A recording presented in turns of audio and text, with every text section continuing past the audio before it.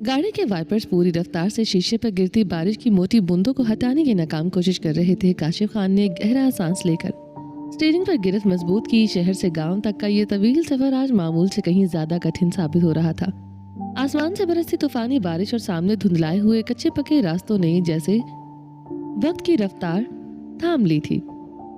इसकी बराबर वाली नशिस्त पर बैठी सोनिया खामोशी से बाहर फैले अंधेरे को तक रही थी, मगर इसकी बेचैन नजरें बता रही थी कि वो इस वक्त किसी जहनी कर्ब से गुजर रही है।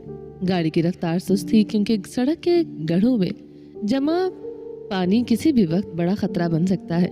इसी जद्दोजहद में वक्त गुजरने का एहसास ही न हुआ, यहाँ तक कि अफक पे सफेदा शहर नमूदार हुआ था। अभी वो गांव की हदूद में दाखिल ही हुए थे कि फिजा में फजर की पहली अजान की सदा गूंजने लगी। अल्लाह अकबर की पुकार ने जैसे तूफान के शोर को पसे पुश डाल दिया था। फजर की पुरनूर अजानों की वो आवाज इस उदास फिजा में एक अजीब सा सुकून खोल रही थी। काशिफ ने एक नजर सोनिया पर डाली, जिसके चेहरे पर थकन के साथ साथ एक उम्मीद भी जागी थी। वो जानते थे कि रास्ता मुश्किल सही, मगर इस वक्त शमशीर लाला के दर पर पहुंचना इनके लिए बहुत जरूरी था। सामने ही शमशीर लाला की हवेली का भारी लकड़ी का दरवाजा बारिश में भीग रहा था।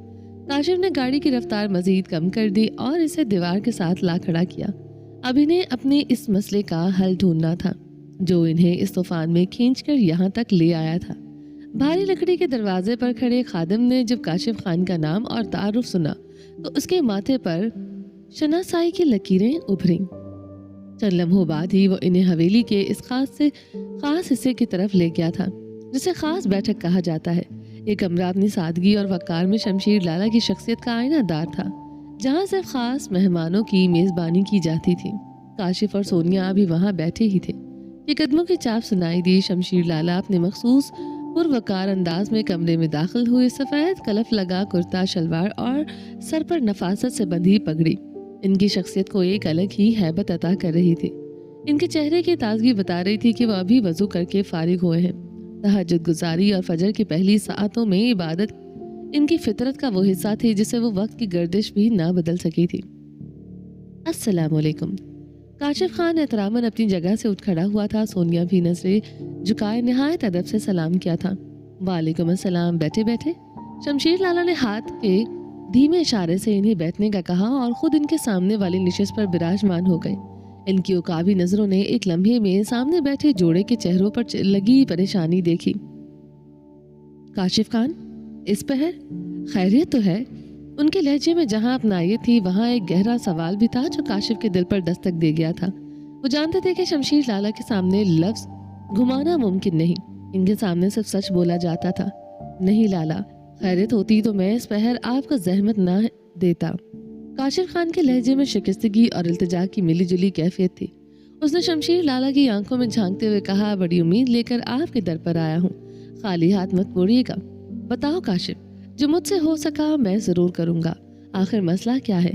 शमशीर लाला ने इसकी परेशानी को महसूस करते हुए तहम्मुल से जवाब दिया, लाला, मेरी बेटी नूर, जिसे आपने फैसला सुनाते हुए तबरेज के खान के बेटे के निकाह में दे दिया था। काशिफ की आवाज़ में थरथराहट थी। हमें आपके फैसले पर कोई एतराज़ नहीं लाला, मगर मेरी बेटी बचपन से ही बहुत कमज़ोर दिल है। वो अंधेरे और तन्हाई से बड़ी बुरी तरह खौफजदा हो जाती है। आज इस तूफानी बारिश और काली रात में वो लोग इसे घर में अकेला छोड़कर खुद घर से बाहर हो गए हैं। वो वहाँ अकेली है लाला, मेरा दिल बैठा जा रहा है। सोनिया ने भी न आंखों से शमशीर लाला की तरफ देखा जैसे खामोश इल्तिजा कर रही हो। काशिफ ने बात जारी रखी, बस एक बार, सिर्फ एक बार मुझे इससे मिल लेने दे, मैं इसे जरा संभाल लूं। इसकी माँ इसका चेहरा देखकर पुरसुकून हो जाएगी। हम कोई हंगामा नहीं करेंगे, कोई परेशानी खड़ी नहीं करेंगे, बस इसे देखकर खामोशी से वापस चले जाएंगे। काशिफ खान की बात सुनकर शमशीर लाला ने एक तवील और गहरा सांस लिया। कमरे में चंद लम्हों के लिए एक भारी खामोशी छा गई। उन्होंने धीमे मगर हतमी लहजे में इसका नाम पुकारा, काशिफ खान। वो रुके और फिर दो टोक अंदाज में बोले, तुम अच्छी तरह जानते हो कि जब इज्जत के बदले में किसी लड़की को भेजा जाता है तो इसके मैके वालों से मिलने की इजाजत नहीं दी जाती। यह हमारे कबीले की वो रिवायत है जिसे तुम नावाकिफ नहीं हो। मेरा नहीं ख्याल कि ये बात तुम्हें दोबारा बताने की जरूरत है। इनके लहजे की सख्ती ने काशिफ की रही सही उम्मीद पर जैसे ओस डाल दी थी। शमशीर लाला के लहजे की सख्ती को देखते हुए सोनिया ने हिम्मत की। सोनिया की आवाज में ममता की वो तड़प थी जो पत्थरों को भी पिघला दे। اس نے لرزتے ہاتھوں سے اپنے دوپٹے کا پلو پکڑا اور کرد بھرے لہجے میں گویا ہوئی، لالا میں آپ کے آگے ہاتھ جوڑتی ہوں، خدا کے لیے ہمیں منع نہ کریں۔ میری بچی بہت تکلیف میں تھی، وہ فون پر بری طرح رو رہی تھی اور اسی سسکتی ہوئی حالت میں اس کا فون بند ہو گیا تھا۔ سونیا کی آنکھوں سے آنسو بے اختیار بہہ نکلے تھے، اس کا سانس پھول رہا تھا جیسے وہ منظر اب اس کی آنکھوں کے سامنے ہو۔ ہم نہیں جانتے وہ کس حال میں ہے لالا، اندھیرا، طوفان اور اوپر سے وہ اکیلی، وہ تو سائے سے بھی ڈر جاتی ہے۔ ہمیں کچھ نہیں چاہیے، بس ایک بار اسے جی بھر کر دیکھ لینے دے، وہ سلامت ہے، ہم اسے کچھ نہیں کہیں گے، بس دور سے دیکھ کر اطمینان کر لیں گے۔ بیٹھک میں سونیا کی سسکیوں اور باہر برستی بارش کے شور کے سوا کچھ نہ تھا۔ شمشیر لالا نے خاموشی سے اسے دیکھا، ان کے چہرے کے تاثرات تاحال سپاٹ تھے، مگر ان کی عقابی آنکھوں میں ایک لمحے کے لیے لرزش آئی، ایک ماں کی دہائی اور قبیلے کی سنگلاخ روایت کے بیچ جیسے ایک جنگ چھڑ گئی تھی۔ کاشف نے بھی اپنی نم آنکھوں سے شمشیر لالا کی طرف دیکھا، جیسے ان کے ایک ہاں میں ان کی زندگی اور موت کا فیصلہ چھپا ہوا ہو۔ شمشیر لالا نے کرسی کی پشت سے ٹیک لگائی اور ایک گہرا طویل سانس خارج کیا۔ کمرے کا سکوت مزید گہرا ہو گیا تھا۔ شمشیر لالا نے اپنی جگہ سے ذرا سے جنبش کی اور نظریں اٹھا کر سونیا کی جانب دیکھا۔ ان کے لہجے میں وہ مخصوص سپاٹ پن تھا جو ایک مصنف کی پہچان ہوتی ہے۔ خاتون، جرگہ کے فیصلے ماؤں کے آنچلوں کے سائے میں نہیں ہوتے اور نہ ہی ان کا ترازو آنسو سے جھکایا جاتا ہے۔ یہاں ہمیں اپنے دلوں کو پتھر کرنا پڑتا ہے تاکہ ہر کسی کو برابر کا انصاف مل سکے۔ ان کے الفاظ میں ایک ایسی کاٹ تھی جو حقیقت پسند نہ بھی تھی اور تلخ بھی، مگر ان کی آنکھوں میں چھپی ایک مدھم سی ہمدردی نے بتایا کہ وہ اس باپ اور ماں کے کرب سے بالکل لا تعلق نہیں۔ پھر بھی میں پتہ لگاتا ہوں کہ آخر معاملہ کیا ہے۔ انہوں نے ایک بلند آواز میں اپنے خاص آدمی کو پکارا، پکار کے ساتھ ہی سلمان، جو کہ ان کا دستے راز تھا، خاموشی سے بیٹھک میں نمودار ہوا تھا۔ سلمان، تبریز خان سے میری بات کرواؤ ابھی۔ شمشیر لالا کا حکم سنتے ہی سلمان نے تیزی سے نمبر ڈائل کیا اور فون ان کی طرف بڑھا دیا۔ دوسری جانب سے فون اٹھاتے ہی شمشیر لالا کے چہرے پر ایک ٹھہراؤ سا آ گیا تھا۔ رسمی سلام دعا کے بعد براہ راست اصل موضوع پر آئے۔ ان کا لہجہ پہلے سے کہیں زیادہ بھاری اور روبدار ہو چکا تھا۔ تبریز خان، جو لڑکی تمہارے بیٹے کے نکاح میں دی گئی ہے، کیا وہ اس وقت گھر میں اکیلی ہے؟ وہاں سے کیا جواب ملا؟ یہ کاشف اور سونیا کو سنائی نہ دیا، مگر شمشیر لالا کے ماتھے پر ابھرنے والی شکنیں بتا رہی تھی کہ جواب تسلی بخش نہیں تھا۔ تبریز خان، اگر ایسا ہے تو میرے خیال میں ہمیں انسانیت کا پاس رکھنا چاہیے۔ اگر اس لڑکی کا کوئی نفسیاتی مسئلہ ہے، وہ اندھیرے سے خوفزدہ ہوتی ہے، تو اسے اس طرح بے یار و مددگار نہیں چھوڑنا چاہیے تھا۔ وہ ایک لمحے کو رکے، جیسے اپنے الفاظ کا وزن دوسرے پر ڈال رہی ہوں۔ بے شک وہ بطور بدلہ تمہارے گھر کی عزت بن کر آئی ہے، مگر یاد رکھو کہ خدا کے نزدیک رحم دلی سے بڑھ کر کوئی عمل پسندیدہ نہیں۔ تمہارے گھر کی دیواریں اسے تحفظ دینے کے لیے ہونی چاہیے، اسے قید کرنے کے لیے نہیں۔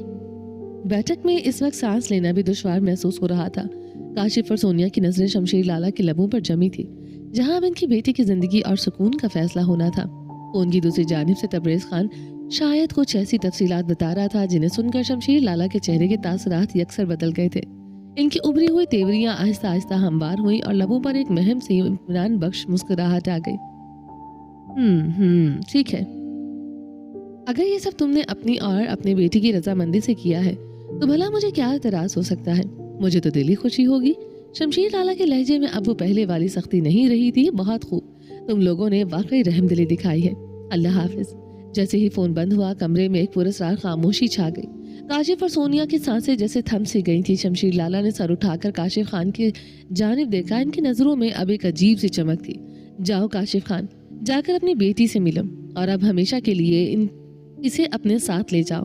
کاشف اور سونیا کے قدموں تلے سے زمین نکل گئی تھی۔ انہیں اپنے کانوں پر یقین نہیں آ رہا تھا۔ تبریز خان نے تمہاری بیٹی کو اس بندھن سے آزاد کر دیا ہے۔ اس نے نور کو ہمیشہ کے لیے تمہارے سپرد کر کے اسے دشمنی کا باپ بند کر دیا ہے، جبکہ اس کی اپنی بیٹی کی زندگی اور موت کے بیچ میں جھول رہی ہے۔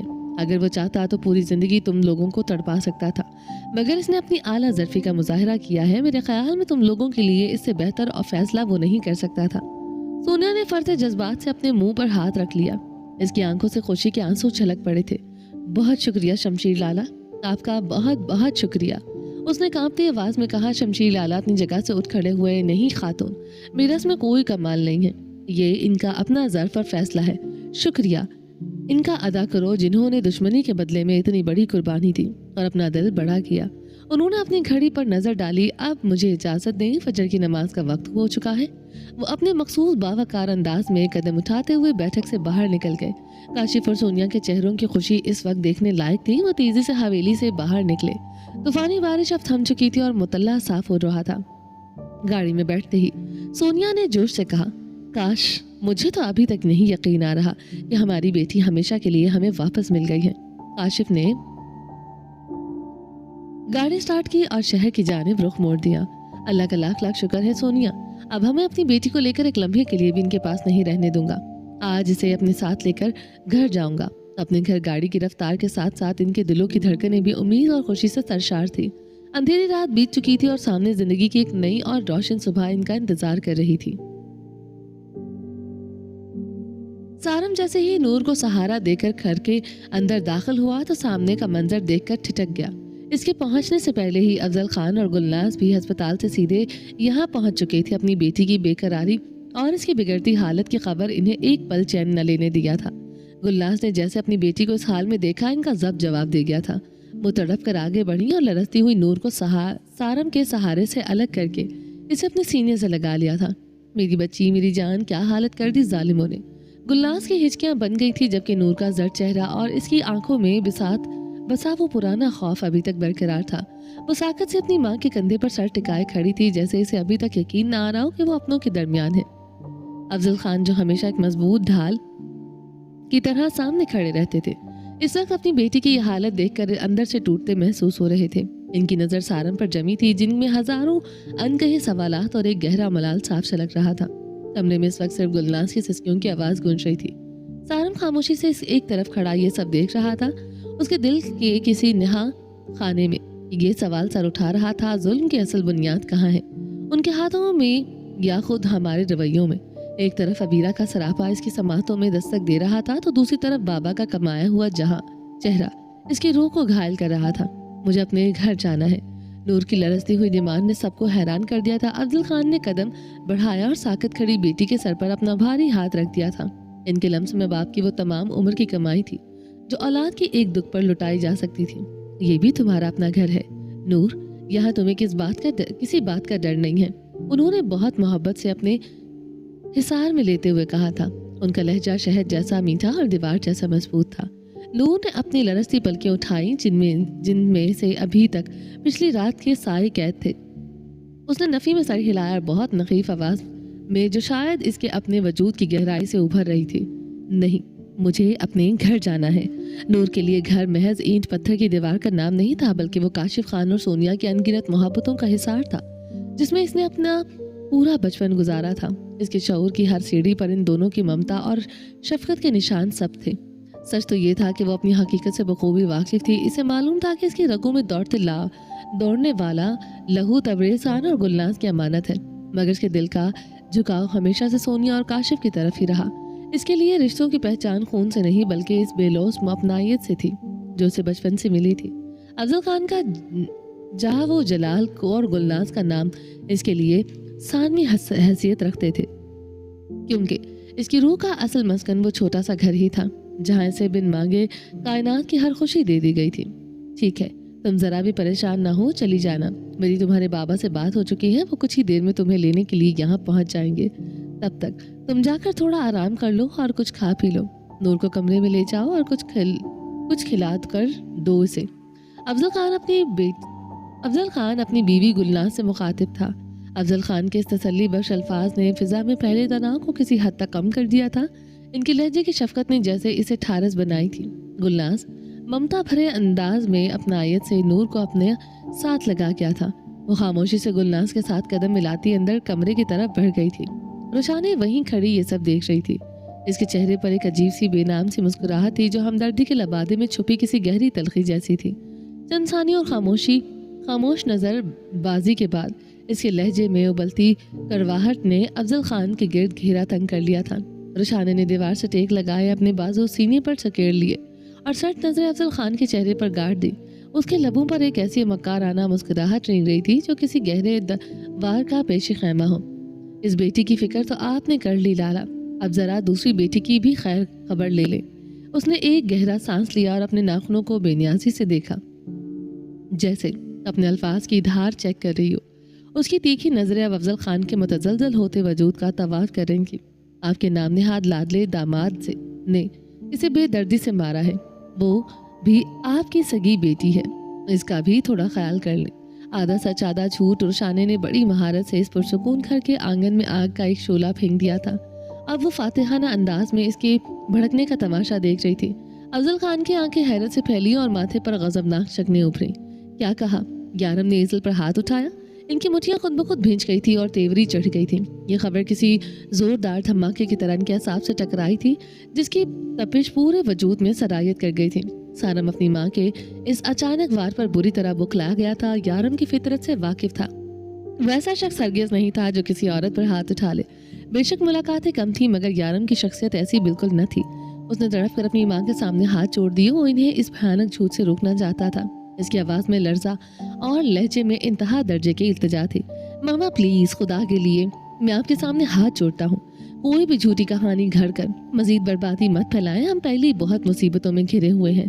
वो अपनी माँ की फितरत से पूरी तरह वाकिफ हो चुका था। वो जानता था कि इन्हें दूसरों का सुकून गारत करने में एक जुनूनी लज्जत मिलती है। इसकी साकत नजरें रोशाने के पथरीले चेहरे पर गढ़ी थी, जहाँ बेटे की ये तड़प भी कोई असर पैदा नहीं कर पा रही थी। रुशाने ने अपनी सर्द नजरें अपने बेटे के चेहरे पर गाड़ दी थी। इसके लबों पर अब वो हकारत आमेज मुस्कुराहट थी जो बरसों की तलखियों का निचोड़ थी। कभी ये गुलामी का तवाक अपने गले से उतार भी दिया करो सारम। हर वक्त हर लम्हा बस मेरे खिलाफ बोलना ही तुम्हारी फितरत बन गया है। इसने अपनी थोड़ी जरा सी बुलंद की, जैसे अपने बेटे की वफादारी को सरेआम नीलाम कर रही हो। इसकी आवाज़ में अब एक अजीब सी कड़वाहट घुल गई थी। हर वक्त तुम्हें अपनी माँ की गलत लगती है। तुम्हें इन दूसरों की सच्चाई नजर आती है, मगर अपनी माँ के दुख दिखाई नहीं देते। आधा सच और आधा झूठ। रुशाने ने अपने लफ्ज की धार से सारम के लिए तड़पते वजूद को मजीद जख्मी कर दिया था। सारम के कदम वही जमकर रह गए थे। गुलामी का लफ्ज किसी तपते हुए नश्तर की तरह इसके सीने के पार हुआ था। इसने बेख्तियार हाथ सीने पर रखा, जैसे वहां लगी अनदेखी चोट को सहलाने की नाकाम कोशिश कर रहा हो। इसकी आंखें सुर्ख हो गई और पलकों के किनारों पर नमी तैरने लगी। रुशाने के चेहरे की तनी लकीरें और सर्द निगाहें बताती थी कि वो अपने लफ्ज़ों की काट से बेखबर नहीं। सारम ने लरसते कदमों से फासला समेटा। चेहरे की रंगत उठ चुकी थी और मुठियां भींचती जा रही थी। इसने रुशाने के बिल्कुल सामने जाकर अपनी उभर आई हुई नजरें इनके पथरीले चेहरे पर गाड़ दी थी। किसकी गुलामी करता हूँ मैं? लहजा इतना बिखरा हुआ था जैसे अंदर कुछ टूट गया हो। उसने दोनों हाथ फैलाकर अपनी बेगुनाही पेश करनी चाहिए। ये जो हर वक्त आप मुझे ताना देती हैं, प्लीज आज बता ही दे मामा कि मैं आखिर किसकी गुलामी करता हूँ। चेहरे पर फैला कर्ब और आवाज का लर्जा इसके अंदरूनी इंतशार की गवाही दे रहा था। वो जो अब जवाब का मुंतजर था, मगर रुशाने की खामोशी जख्मों पर नमक पाशी कर रही थी। रुशाने के लबों पर एक जहरीली और इस्तेज़ाहिया मुस्कुराहट रक्स करने लगी। उसने अपनी नजरों में बरसों का सहारा गुबार भरकर सारम के वजूद को देखा। सबकी गुलामी करते हो तुम। ये बुज़दिली और जी हुजूरी तो तुम्हारी फितरत में रच बस चुकी है। इसके लहजे की काट सारम के सीने के पार हो रही थी। रुशाने ने हकारत से इसके सरापे का जायजा लिया और आखिरी वार किया। न तुम्हारी अपनी कोई जुबान है, ना कभी मुझ जैसी तन्हा औरत की ढाल बनने की हिम्मत जुटा पाए हो। मेरी बका के इस जंग में तुम्हारा वजूद मेरे किसी काम का नहीं रहा। सच तो यह है सारम कि मुझे अब तुम जैसे मुर्दा दिल बेटे के होने या ना होने से कोई फर्क नहीं पड़ता। सारम का वो ज़ब्त जो बरसों से खामोशी का बोझ उठाए हुए था, किसी कच्चे धागे की तरह टूटकर बिखर गया। इसकी आंखें सुर्ख अंगारा हो गई, मगर लहजे में किसी हारे हुए जुआरी की आखिरी हिचकी थी। तो फिर आप खुदा से ये दुआ क्यों नहीं करती कि मैं मर जाऊं मामा? इसकी आवाज़ में ऐसी लर्जिश थी जिसे रूह बदन के कफस से आज़ाद होने पर तोल रही हो। इसने तड़प कर रुशाने की आंखों में झांका। यकीन माने, अगर मेरे रब ने खुदकुशी को हराम न करार दिया होता तो मैं कब का अपने हाथों से अपनी जान ले चुका होता। मैं इस रोज़ की अजियत से छुटकारा पा चुका होता, मगर क्या करूं, इस पाकज़ात के सामने खड़े होने से डर लगता है, वरना ये ज़िंदगी तो मैंने अब आपके कदमों में कब की ढेर कर दी होती। वो बच्चा जो बचपन से जवानी तक इन तीखे तानों की जहरीली छाँव में पला बड़ा था, आज बिल्कुल खाली हो चुका था। इसके लहजे की ये टूट फूट इस सच्चाई की गवाही दे रही थी, जब एक माँ अपने फूल जैसे बच्चे को ममता के बजाय नफरत के तेजाब से सींचती है। تو وہ بظاہر تو زندہ رہتا ہے مگر اس کے اندر جینے کی امنگ ہمیشہ کے لیے دم توڑ دیتی ہے۔ والدین کی آپسی تلخیاں جب بچوں کی آنگن میں آگ لگاتی ہیں تو ان کا بچپن نہیں، ان کی روح تک چھین لیتی ہے۔ سارم، ایسی باتیں زبان سے نہیں نکالتے بیٹا۔ افضل خان نے بھاری قدموں سے آگے بڑھ کر سارم کے لرزتے ہوئے کندھے پر اپنا مضبوط ہاتھ رکھا اور اسے کسی محفوظ حصار کی طرح اپنے سینے سے لگا لیا۔ ان کا یہ لمس ان کے ٹوٹتے ہوئے سارم کے لیے کسی مضبوط ڈھال سے کم نہ تھا۔ پھر انہوں نے گردن موڑ کر روشانی کو دیکھا۔ افضل خان کی آنکھیں اب محبت سے خالی تھیں اور لہجہ کسی کائی زدہ چٹان کی طرح سرد اور سخت ہو چکا تھا۔ تمہاری ماں کی جو فطرت ہے سارم، وہ کبھی نہیں بدل سکتی، نہ دوسروں کے سکون کو برباد کرنا، سازشوں کے جال بننا اور زیادہ سے اور زبان سے زہر اگلنا اسے ہمیشہ سے پسند رہا ہے اور اس کی اسی فطرت نے اسے تباہ اور راکھ کر دیا ہے۔ انہوں نے ایک کڑوا گھونٹ بھرا اور روشانی کی پتھرائی ہوئی آنکھوں میں آنکھیں ڈال دی۔ کاش یہ اپنے بچپن ہی میں مر گئی ہوتی تو آج ہماری زندگیوں میں اس قدر بربادی کا رقص نہ ہوتا۔ افضل خان کے یہ الفاظ کسی تیز نشتر کی طرح تیکھے لگے مگر ایک بھائی کے صبر کا پیمانہ آخر کب تک نہ چھلکتا۔ کسی طلاق یافتہ بہن کو سر چھپانے کی جگہ دینا بوجھ نہیں ہوتا۔ اصل قیامت تو تب ٹوٹتی ہے جب وہی بہن اپنے محسن کے گھر کی بنیادوں میں بارود بھرتے۔ دنیا ہمیشہ آدھا سچ دیکھتی ہے۔ بھائی نے بے سہارا بہن کو دھتکار دیا مگر اس دکھ کا حساب کوئی نہیں رکھتا جو وہ بہن اپنے بھائی کو جیتے جی مار کر دے رہی ہوتی ہے۔ روشانی کے تنے ہوئے وجود میں جیسے بجلیاں پھر گئی تھی۔ اس نے اپنے دوپٹے کا پلو مٹھی میں سختی سے بھینچا کے پوری سفید پڑ گئی تھی اور پھر اپنی نظروں کا سارا زہر سانپ کی طرح افضل خان کے چہرے پر انڈیل دیا۔ لالا، آپ کی زبان سے تو مجھے کبھی پھول چھڑنے کی امید نہیں تھی مگر اب یاد رکھیے گا کہ آپ نے ایک ایسی عورت کو للکارا ہے جس کے پاس کھونے کو کچھ نہیں بچا۔ اس نے ایک قدم آگے بڑھایا۔ اس کی آنکھوں میں انتقام کی ایک وحشیانہ چمک لہرائی۔ اب اس کی آواز دبی دبی مگر کسی ناگن کی پھکار جیسی تھی۔ آپ ٹھیک کہتے ہیں، میں برباد ہو چکی ہوں، راکھ بن چکی ہوں، مگر یاد رکھیں راکھ کی تپش اب آپ کے اس گھر کو بھی بھسم کر کے دم لے گی۔ اگر میرا سکون چھینا ہے تو اب میں آپ سب کی نیندیں بھی حرام کر کے چھوڑوں گی۔ اس نے ایک زہریلی نظر سارم اور پھر پورے کمرے پر ڈالی جیسے وہ ہر چیز کو اپنی نفرت کی آگ میں جھونک دینا چاہتی ہو۔ میرا انتقام اب اس گھر کی دور و دیوار سے ٹکرائے گا لالا۔ میں وہ طوفان بنوں گی جو آپ کی اس نام نہاد عزت اور سکون کو تنکے کی طرح بہا لے جائے گا۔ دیکھتے جائیے کہ میں آپ سب کو کس عبرت ناک مقام پر لا کھڑا کرتی ہوں۔ کمرے کی فضا کسی بوجھل خواب کی طرح ساکت تھی۔ باہر کا موسم خوشگوار اور ٹھنڈا تھا مگر اندر حبس کا راج تھا۔ مگر روشانی کے چہرے پر پھیلی اس سرد اور بے حس مسکراہٹ نے وہاں موجود ہر شخص کا سانس لینا دوبھر کر دیا تھا۔ افضل خان جو برسوں سے ان بکھرے ہوئے رشتوں کی کرچیاں سمیٹتے خود لہو لہان ہو چکے تھے، آج ضبط کی آخر دہلیز عبور کر گئے تھے۔ ان کی آواز میں وہ کرب تھا جو روح کی گہرائیوں کو چیر دینے کے لیے کافی تھا۔ تو روشانے، اب کس بات کا انتظار ہے؟ ان کی آواز ایک زخمی شیر کی دہاڑ بن کر کمرے کی دیواروں سے ٹکرائی۔ آنکھوں کے پپوٹے غصے سے سرخ ہو چکے تھے اور رگیں تن گئی تھی۔ ایک ہی بار پیٹرول لا کر اس گھر پر چھڑک دو، ماچس دکھا دو اور ہم سب کو ختم کر دو، قصہ ہی پاک کر دو اس روز کی اذیت کا۔ وہ لڑکھڑاتے ہوئے چند قدم پیچھے ہٹے جیسے برسوں کی تھکن اچانک اس کے وجود سے باہر آ گئی ہو۔ ان کے چہرے پر پھیلی زردی اور اندرونی شکست کا پتہ دے رہی تھی۔ میں تھک گیا ہوں روشانے، میں ان بے جان رشتوں کی لاشیں ڈھونڈتے اب ہمت ہار چکا ہوں۔ آج تو تم نے تمام حدیں ہی پار کر دی اور کتنا برباد کرنا چاہتی ہو۔ افضل خان کی آواز میں اب وہ گرج نہیں تھی بلکہ ایک ایسی شکست خوردہ تھکن تھی جو انسان کو اندر سے کھوکھلا کر دیتی ہے۔ ان کی آنکھیں جو کبھی روب اور جلال کا استعارہ تھی اب روشانے کے سامنے سوالی بنی ہوئی تھی۔ بتاؤ روشانے، آخر اس بربادی کی انتہا کیا ہے؟ کیا میرے گھر کا سکون ڈاک کر کے تمہیں چین مل جائے گا یا پھر میری اولاد کی سسکیاں سن کر تمہاری انا کو تسکین ملے گی؟ افضل خان کے چہرے کی جھریاں اور لرزتے ہوئے ہاتھ اس اذیت کی گواہی دے رہے تھے جو وہ برسوں سے خاموشی سے سہتے آ رہے تھے۔ تم نے تو میرے آنگن کی ہریالی ہی چھین لی، اب کیا اس خالی زمین پر مٹی ڈال کر اسے قبرستان بنانا چاہتی ہو؟ بولو، اور کتنا لہو چاہیے تمہیں اس دشمنی کی پیاس بجھانے کے لیے؟ روشانے کے چہرے پر اب بھی وہی پتھر جیسی بے حسی تھی مگر افضل خان کا یہ سوال فضا میں کسی نوکیلے خنجر کی طرح لٹک گیا تھا جس کا جواب شاید روشانے کے پاس بھی نہیں تھا یا پھر اس کی نظروں میں وہ غلط تھی۔ نہیں تو جواب کیوں دیتی؟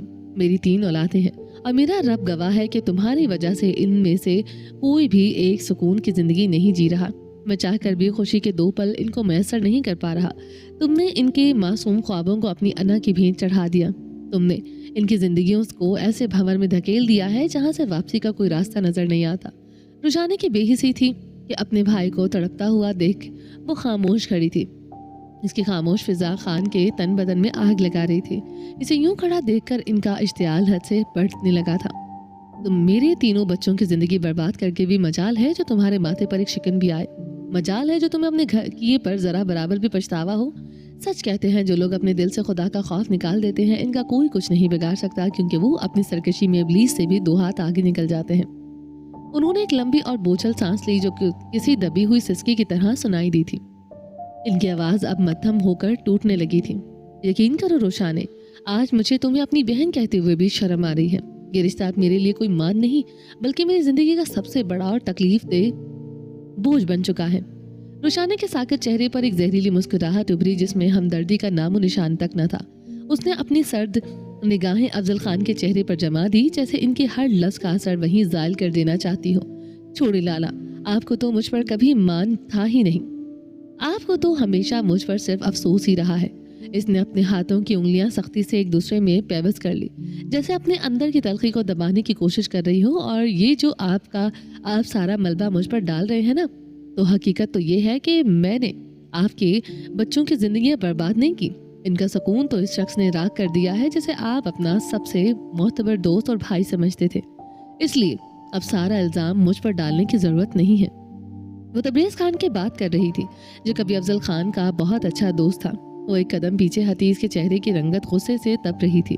रही बात आपके इस रोने धोने की, तो याद रखिएगा इसका मुझ पर आप रत्ती बराबर असर नहीं होने वाला। मैं तो बरसों से खून के आंसू रो रही हूँ। मेरे बहन करने से तो आपको कभी कोई फर्क नहीं पड़ा, तो आज अगर आप तड़प रहे हैं तो मेरा दिल भी अब पत्थर का हो चुका है। मुझ पर भी आपके आंसुओं का कोई असर नहीं हो रहा।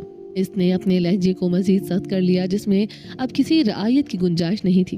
जब मेरे नसीब में खुशबू का एक कतरा तक नहीं लिखा गया तो फिर मेरी बला से किसी के साथ कुछ भी हो, मुझे अब कोई परवाह नहीं। मेरी तो हर बात, हर सच और हर नजरिए को आप लोगों ने हमेशा शक की ही नजर से देखा है ना, तो फिर ठीक है, अब इसी शक के साथ जीना सीख लें। तबरेज खान की साकत नजरें अपनी बहन के चेहरे पर जमी थी, जैसे इन्हें यकीन न आ रहा हो कि इनके सामने खड़ी ये संगदल औरत वही है जो कभी इनकी लाडली हुआ करती थी। सारम ने दुख से अपना सर झुकाया और आगे बढ़कर अपने मामू के लरसते हुए वजूद को सहारा दिया, जिन्होंने इसे बाप बनकर पाला था और कभी महरूमी का एहसास तक न होने दिया था। मामू प्लीज बस कर दे। सारम की आवाज में बला की थकन और टूट फूट थी। आप तो मुझे समझा रहे थे ना, आप खुद भी जानते हैं कि यहाँ किसी से बात करने का कोई फायदा नहीं है। रुशाने के लबों पर एक तल्ख हंसी उभरी। हाँ, मेरे साथ तो बात करने का कोई फायदा है ही नहीं। मुझे तो खुद अफसोस होता है तुम जैसी औलाद पैदा करके। याद रखना सारम, कभी मेरे सामने सगे बनकर मत आना।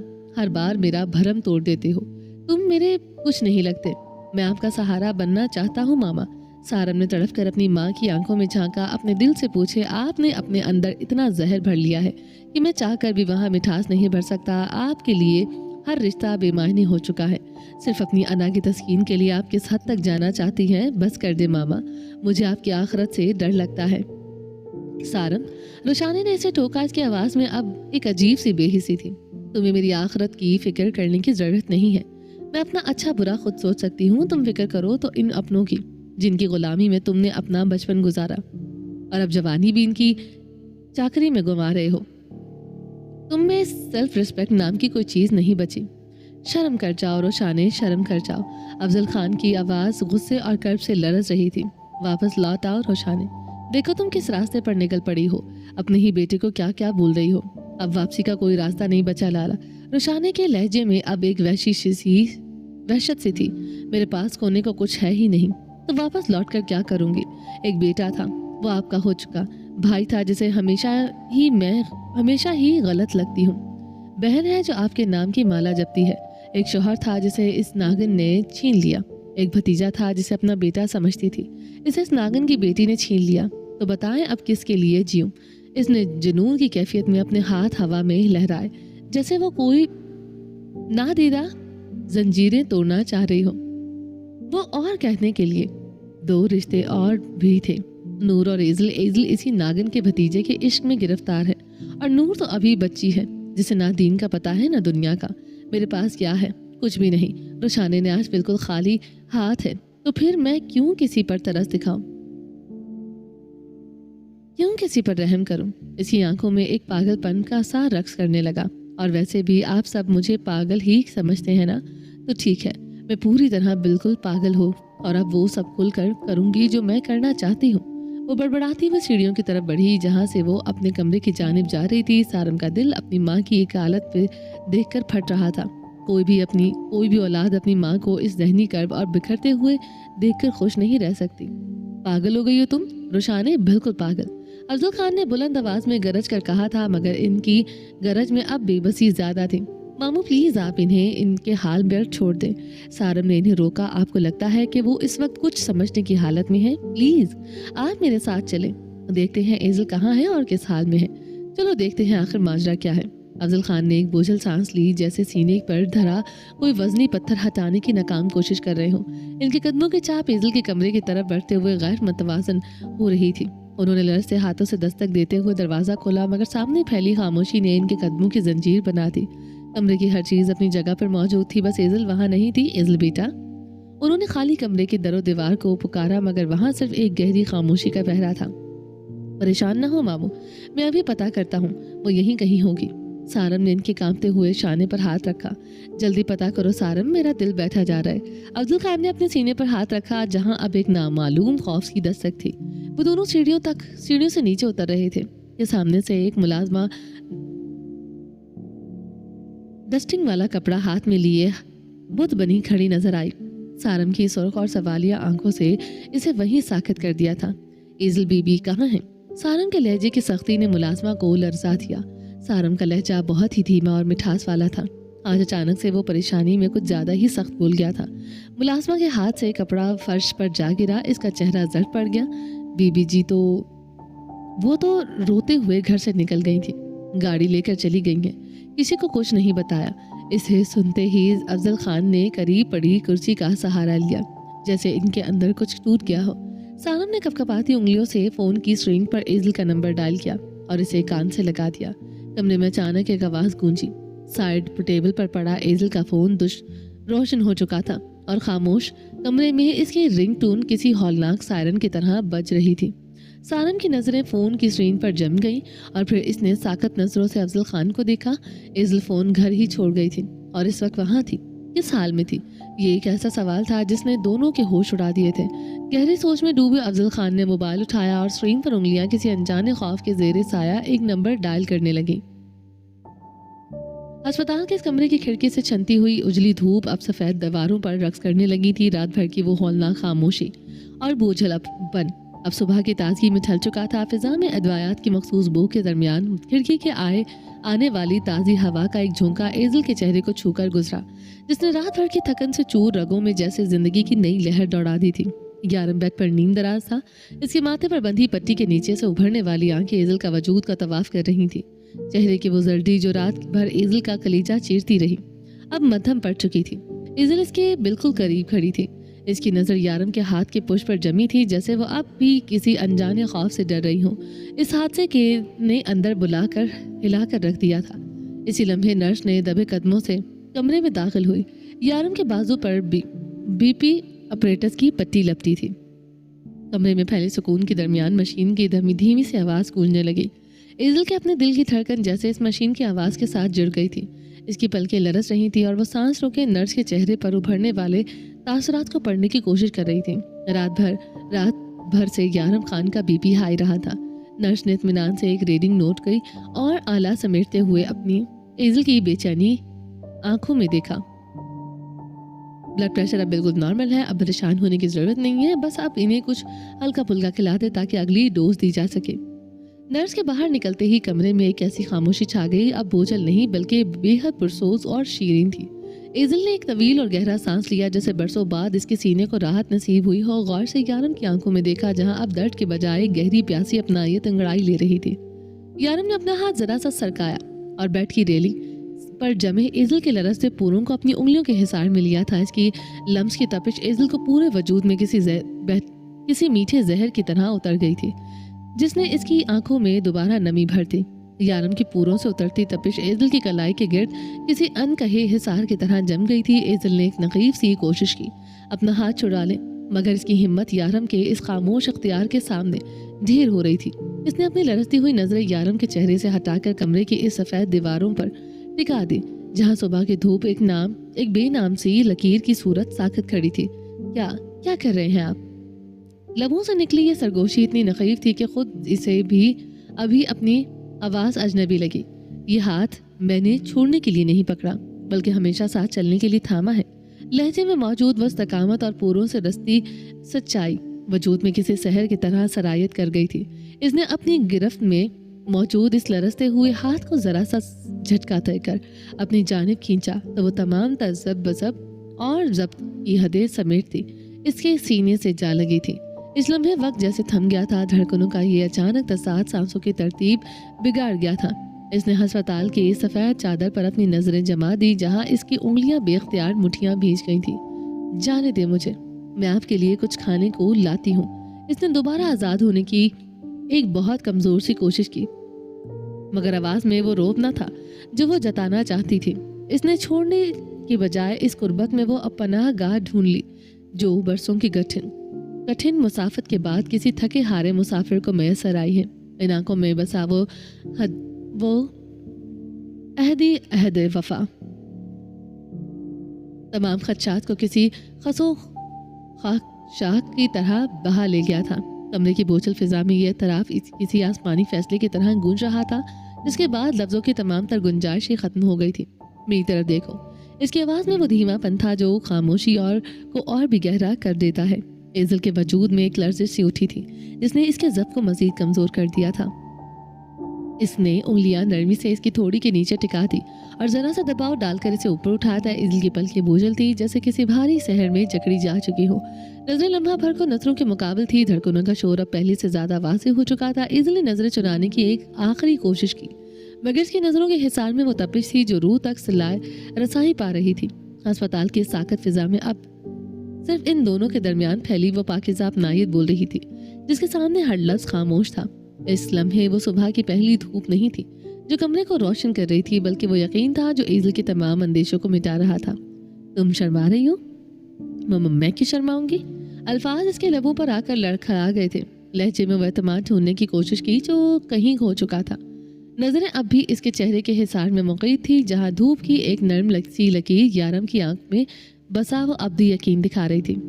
तो फिर नजरें क्यों चुरा रही हो?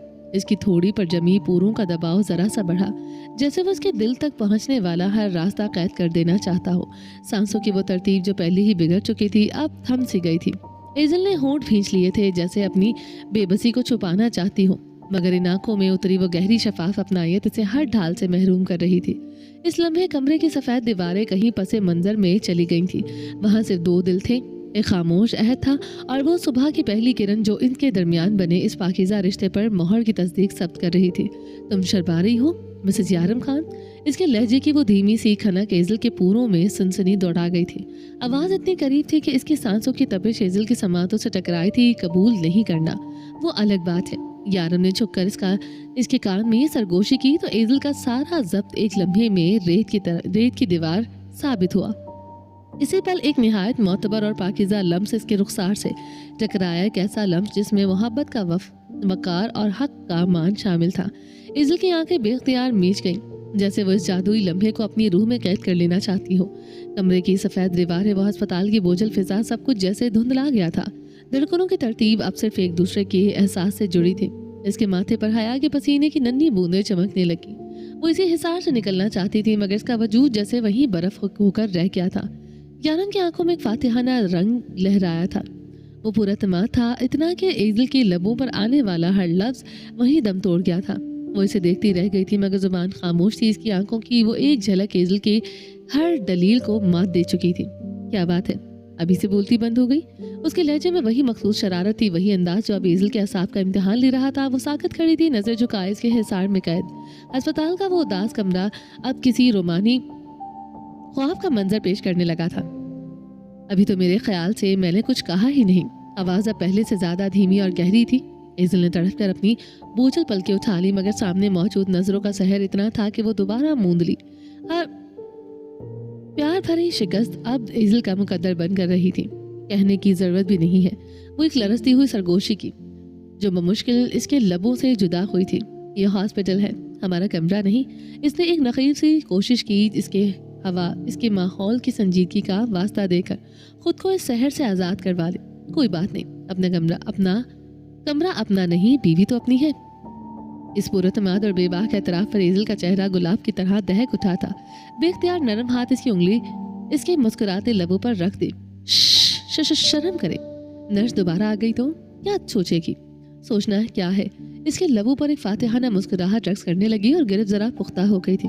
یہی کہے گی کہ مریض کو توجہ کی ضرورت ہے اور اس کی وائف بہت اچھی دیکھ بھال کر رہی ہے۔ اس جملے نے ایزل کے ضبط کے تمام بندھن توڑ دیے تھے۔ اس نے حیا کے مارے اپنا چہرہ اس کے سینے میں چھپا لیا، جہاں دھڑکنوں کا شور اب کسی نغمے کی طرح گونج رہا تھا۔ کمرے کی سفید دیواریں اس معتبر رشتے کی گواہ بن چکی تھی، جہاں لفظوں سے زیادہ احساسات بول رہے تھے۔ ایزل کا یوں اس کے سینے سے لگنا، شرما کر چہرہ چھپا لینا یارم کے مضبوط دل کی دھڑکنوں میں ایک عجیب سی لرزش پیدا کر رہا تھا۔ یارم نے پلکیں موند کر اس لمس کو اپنی روح کے نہا خانوں میں اتارا تھا۔ اسے یوں اپنے حصار میں لیا، اب محض کوئی خواہش نہیں رہی تھی، بلکہ اس بکھرتے ہوئے رشتے کی آخری ضرورت بن چکی تھی۔ وہ جانتا تھا کہ اگر اس پل وہ ایزل کو اپنی پناہ میں نہ لیتا تو شاید رشتہ اپنی آخری سانسیں لے رہا ہوتا۔ اس خاموش عہد کے ساتھ اس نے طے کر لیا کہ وہ کائنات کی ہر وہ خوشی سمیٹ کر اس کے آنچل میں ڈال دے گا جس کا کبھی اس نے خواب دیکھا تھا۔ اس نے اس رشتے کو جس وقار اور احترام سے اپنایا تھا وہ اس کے جاہ و جلال کا خاصہ تھا، مگر اس کا یہ مطلب ہرگز نہیں تھا کہ اس کے شعور کے کسی گوشے میں عبیرہ کی فکر کا کوئی سرا باقی نہ رہا ہو۔ اس کی ہر ابھرتی ڈوبتی سانس کے ساتھ اس کا دل خاموشی سے عبیرہ کی زندگی کی دعا مانگتا تھا۔ شاید اس نے اپنے دل کو اس حقیقت پر آمادہ کر لیا تھا کہ دور رہ کر اور زبان سے اعتراف کی مہر لگائے بغیر بھی محبت کی لاش نبھائی جا سکتی ہے۔ محبت دو طرح کی ہوتی ہے، ایک وہ جس میں پا لینے کی تڑپ ہو اور محبوب کو ہر لمحہ سامنے رکھنے کی وحشت ہو، اور دوسری وہ جس میں نہ پانے کی تمنا ہو نہ دیکھنے کی چاہ ہو، مگر وہ ایک پاکیزہ دعا کی طرح ایک سہانے خواب کی مانند ہمیشہ آپ کی زندگی میں خاموشی سے سانس لیتی رہتی ہے۔ کون کہتا ہے کہ محبت کا حاصل ہونا ہی اس کی معراج ہے؟ وہ محبت جو کبھی حاصل نہیں ہو پاتی اکثر اس محبت سے کہیں زیادہ عظیم اور لافانی ہوتی ہے جو مل جائے۔ یہ نصیب بہت کم لوگوں کے حصے میں آتا ہے۔ بے شک یہ راستہ کٹھن اور بے حد تکلیف دہ ہے، مگر جسے یہ مقام صبوری حاصل ہو جائے وہ شخص لاکھوں میں ایک ہوتا ہے۔ یارم کا یوں اسے اپنی باہوں میں سمیٹنا اور اپنے ہونے کا پر یقین احساس دلانا ایزل کے لیے کسی معجزے سے کم نہ تھا۔ اسے یوں لگا جیسے کسی زخمی پرندے کو اچانک نئے پر مل گئے ہوں اور وہ وسط افلاک میں بے خوف پرواز کر رہا ہو۔ اس کے وجود سے اٹھتی پرفیوم کی دھیمی اور محسور کن خوشبو ایزل کے حواس سے ٹکرا کر اسے کسی انجانی دنیا کی سیر کروا رہی تھی۔ یارم کے ایک ہاتھ کا مضبوط مگر معتبر دباؤ اس کی کمر پر تھا جو اسے اپنے حصار میں لیے ہوئے تھا۔ ایزل کو یوں لگا جیسے وہ کسی ایسے باغیچے میں کھڑی ہے جہاں چاروں طرف رنگ برنگے پھول مہک رہے ہوں گے اور وہاں کی ملکہ ہوں، اور یارم اس کا وہ بادشاہ جس کی پناہ میں اسے کائنات کی ہر بلا سے اسے امان ہو گئی ہو۔ ایزل، اس کی دھیمی اور گہری سرگوشی فضا میں لہرائی تو ایزل جیسے خوابوں کے اس نگر سے نکل کر ہوش کی دنیا میں واپس لوٹ آئی۔ اس کا نام یارم کے لبوں سے ادا ہو کر کسی الہامی نغمے کی طرح اس کی سماعتوں میں رس کھول رہا تھا۔ اس نے ایک طویل سانس لی جس میں یارم کے قریب کی مہک رچی ہوئی تھی، اور اپنی بوجھل پلکیں لٹکائے اس کے یقین چہرے کو دیکھا جو اس کی کل کائنات تھا۔ اس ناگہانی حادثے نے دل کے تمام گلے شکووں کو یوں مٹا دیا جیسے تیز بارش مٹی پر بنے نشانات کو صاف کر دیتی ہے۔ تم جانتی ہو کہ تمہارے بھائی نے جو کچھ کیا اس کے بعد حالات کسی الجھی ہوئی ڈور کی طرح بکھر چکے ہیں۔ انہیں سلجھنے میں وقت لگے گا مگر انشاءاللہ سب سنبھل جائے گا۔ اس نے اپنی نظریں اس کے چہرے پر جما دی جہاں سے ایک عجیب سا سکون تھا، مگر اس میں تمہیں کسی مضبوط دیوار کی طرح میرا ساتھ دینا ہے۔ کوئی بھی فیصلہ جذبات کی روح میں بہہ کر نہیں کرنا، سب سے بڑھ کر مجھ پر یقین رکھنا۔ میں ان لوگوں میں سے نہیں ہوں جو طوفان دیکھ کر اپنے وعدوں سے مکر جائیں۔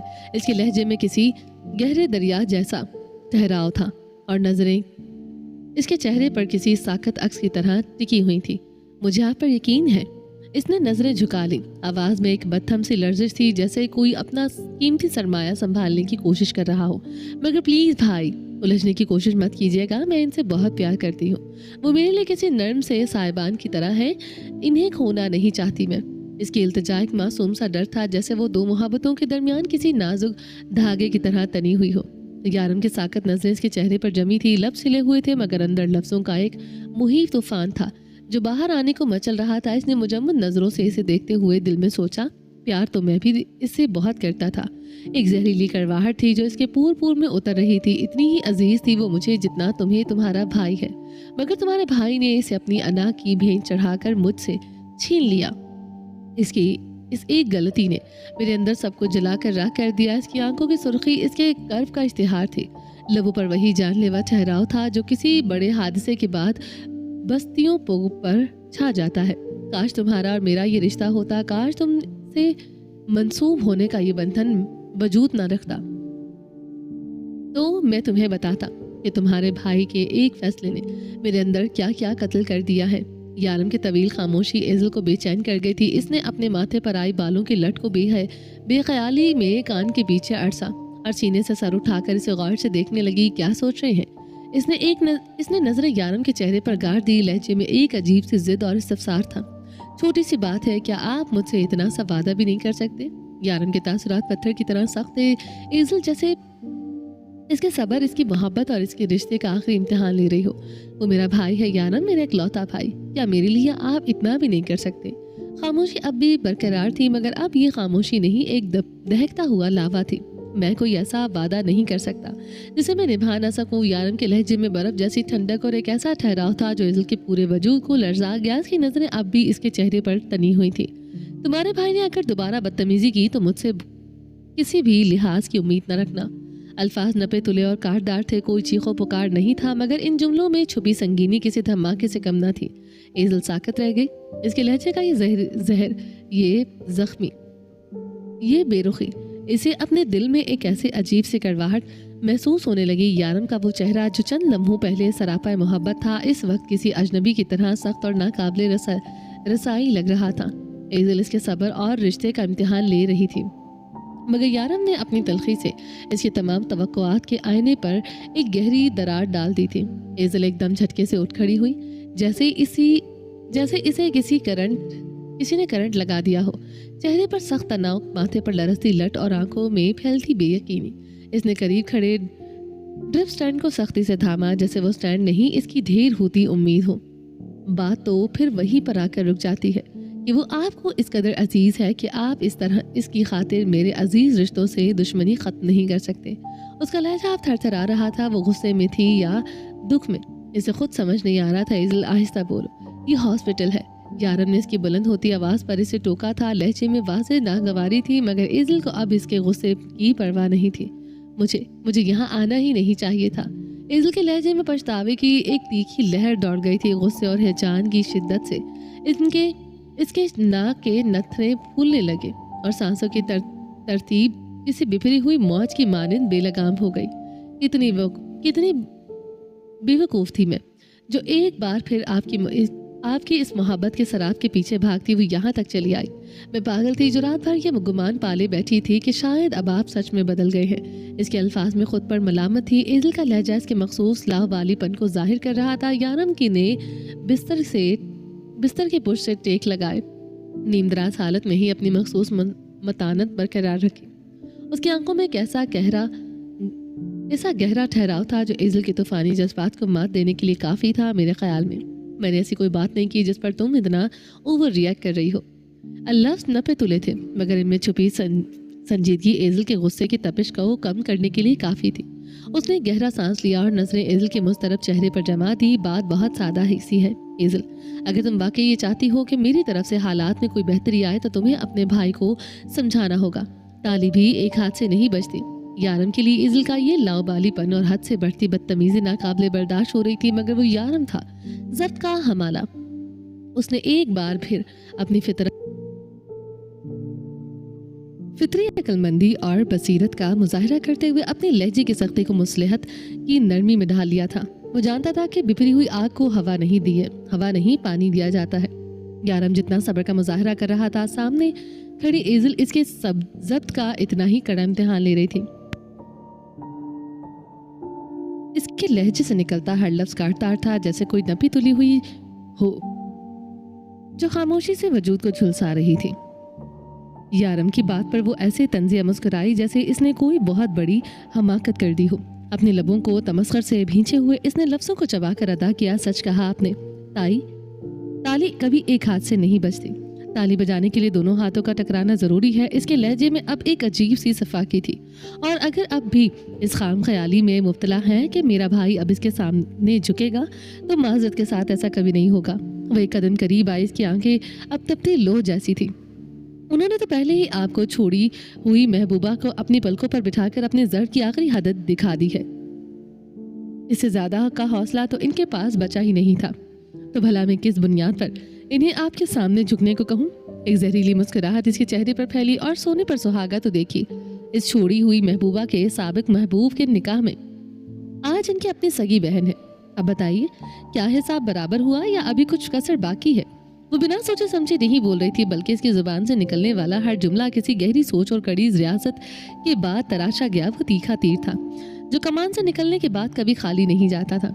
इंसान के कहे हुए अल्फाज महज आवाज का इर्तिआश नहीं होते।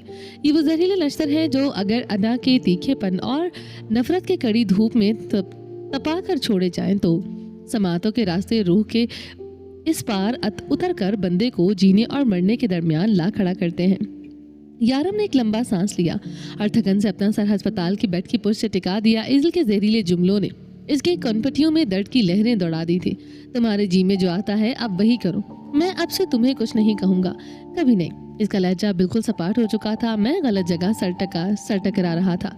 जिस इंसान ने खुद को समझने से रोक लिया हो, इस कायनात को की कोई दलील, कोई मंतक, कोई ताकत नहीं समझा सकती।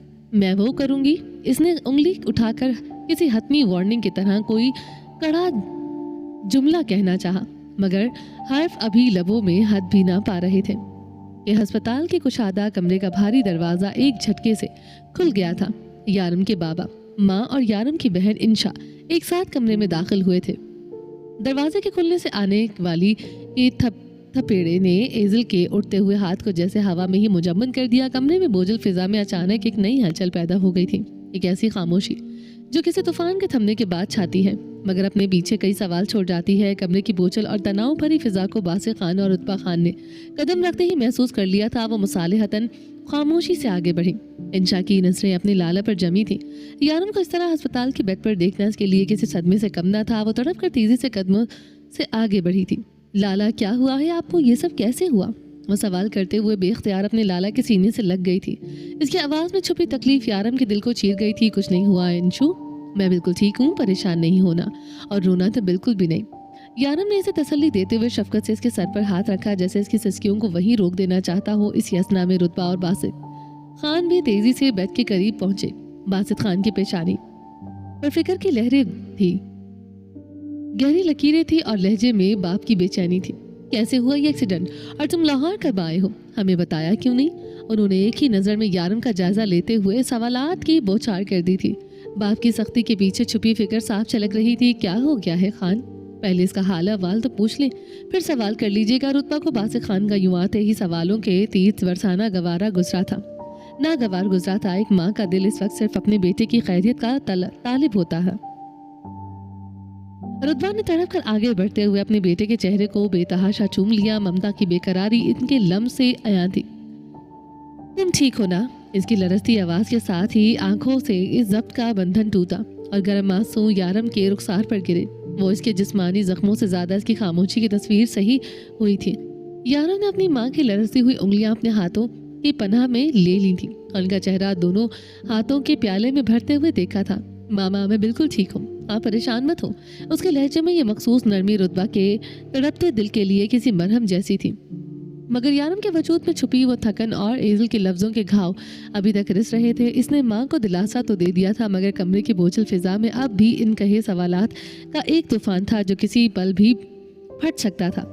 एज़ल अजीब सी कशमकश की सूली पर टंगी थी। सामने इसके ससुराल वाले थे। अब ना तो वहाँ से कदम उठाना मुमकिन था, ना ही वहाँ रखने का हौसला। वो दोनों हाथ सीने पर बांधे बेकरारी के आलम में ज़रा ज़रा हिल रही थी, जैसे खुद को इस माहौल से जुदा करने की नाकाम कोशिश कर रही हूँ। अल्लाह का लाख लाख शुक्र है कि तुम ठीक हो, पर क्यों अपना ध्यान नहीं रखा?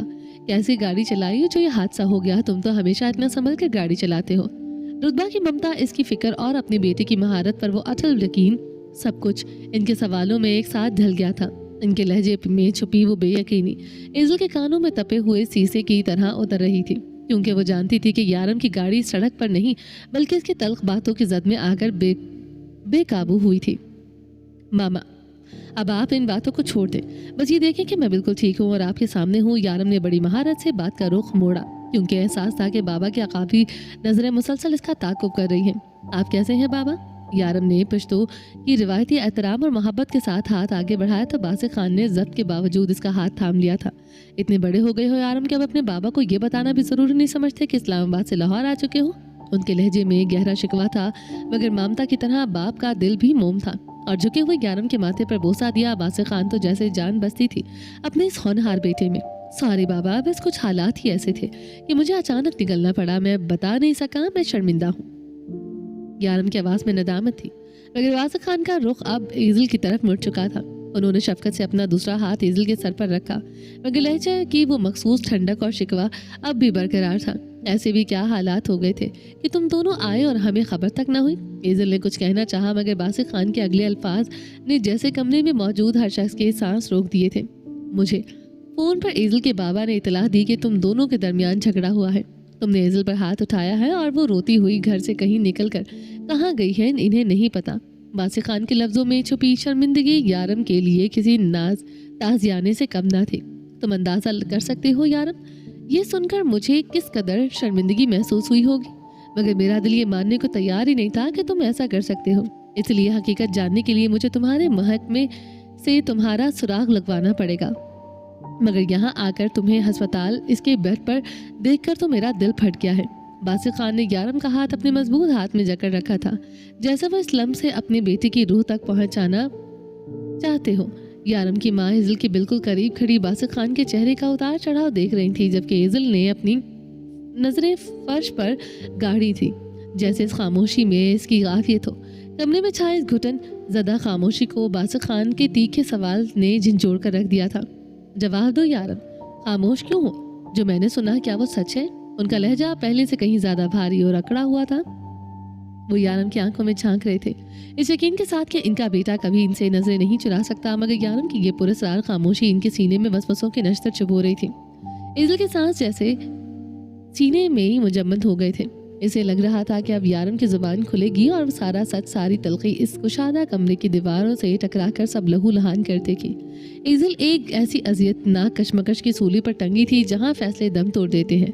वो रिश्ता तोड़ना नहीं चाहती थी, मगर इसे निभाने का हौसला भी नहीं रखती थी। सच किसी को बताना इसके बस में न था, और इसे छुपाना इसकी रूह के लिए बोझ बन चुका था। ऐसे ही लोग इस बेनाम दर्द से गुजरते हैं जिसे लावालीपन कहते हैं। एक ऐसी जहरी कैफियत जहाँ इंसान सब कुछ गलत तो कर देता है, मगर इसे सही करने की सकत खो बैठता है। ये वो मकाम है जहाँ बंदा खुद अपने लिए एक ऐसे अजाब की सूरत इख्तियार कर लेता है जिससे फरार मुमकिन नहीं होता। जवाब दो यारम, क्या तुमने वाकई एज़ल पर हाथ उठाया है? बासिक खान के लहजे में अब वो गरज थी जो किसी पहाड़ी चट्टान के टूटने जैसी थी। यारम ने अस्पताल के बेड पर पड़े अपनी मुट्ठियां भींच ली। इसके माथे की रगें तन गई थी, मगर जुबान अब भी किसी पत्थर की तरह खामोश थी। एज़ल के साथ जैसे हलक में अटक गया था। वो जानती थी कि यारम ने इस बात पर हाथ नहीं उठाया था, बल्कि वो तो इसकी अपनी बदज़बानी और लावालीपन था जिसने यारम को इसकी जहनी अजियत और हादसे के बाद दहाने पर ला खड़ा किया था। मगर इस वक्त इसकी अना इसके सच के आड़े आ रही थी। यारम बोलते क्यों नहीं? मेरी आंखों में आंखें डालकर कहो, तुमने ऐसा नहीं किया। कहो कि मेरे तरबियत याफ्ता बेटे ने इखलाक की हद पार नहीं की। बासिक खान की आवाज़ में एक बाप का मान टूटने की किरचियों जैसी चुभन थी। रुतबा ने तड़प कर यारम के साकत चेहरे की तरफ देखा था। वो चाहती थी कि इनका बेटा एक बार कह दे कि वो बेगुनाह है, मगर यारम की नज़रें एज़ल के मुस्तरब चेहरे पर जमी थी, जैसे वो देख रहा हो कि इसकी बीवी कब तक इस झूठ की ढाल के पीछे छुपी रहती है। लगता है इसने अपनी ज़बान पर ताले डाल दिए हैं। बासिक खान के लहजे की तपिश अब एज़ल की सिमत मुड़ गई थी। इनकी नज़रों का जाविया बदला तो साकत और जामद निगाहें एज़ल के चेहरे पर जा ठहरी। कमरे का हब्स अचानक बढ़ गया था और वहाँ मौजूद हर शख्स की सांसें गोया इस एक वजूद की जंबिश से लफ्ज़ से मशरूत होकर रह गई थी। एज़ल बेटी, अब तुम बोलो, क्या हुआ था? क्या ये सच है कि इसने तुम पर हाथ उठाया? इसका सवाल किसी हतमी फैसले की तरह दरो दीवार से टकराया। मुझे तुम्हारी कोई तवील वजाहत नहीं, सिर्फ हाँ या ना में जवाब चाहिए। यारम ने गहरा सांस लिया और अपनी थकी हुई बोझल नजरें इज़ल के मुस्तरब चेहरे पर टिका दी। वो आज अपनी अना की गिरचियाँ समेटे ये देखना चाहता था कि इज़ल की खुदसरी इसे किस मोड़ पर ला खड़ा करती है। वो खामोश था। शायद इसके लिए इज़ल इसे बेवफा कहने का जवाब ना ढूंढ सके, या इसके माथे पर कम ज़रफ़ी का कोई लेबल ना चस्पा हो। वो इसके एतराफ़ का तरदीद के बीच लटका हुआ सिर्फ ये देखना चाहता था कि क्या वो अब भी अपने लाउबालीपन के खौल में पनाह लेती है या सच में कड़ी धूप का सामना करने का हौसला रखती है। जी बाबा, उन्होंने मुझ पर हाथ उठाया है। एज़ल की आवाज़ में लर्जिश नहीं बल्कि एक ऐसी काट थी जिसने पूरे कमरे के सन्नाटे को चीर कर रख दिया था। और जानते हैं क्यों? सिर्फ इसके लिए जिसकी मोहब्बत में मैं कल भी दीवाने थे और आज भी इसके शहर से निकल नहीं पा रहे। वो आज भी इनके दिल के इतने करीब है।